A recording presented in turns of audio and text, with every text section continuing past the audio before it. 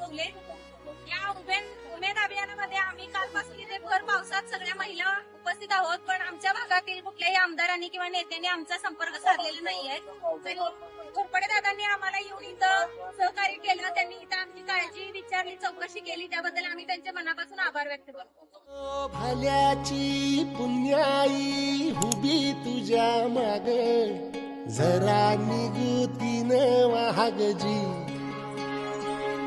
अरे धरून इमान लागून ये डाग, दिल्या सबूत ये बदमाश कशाला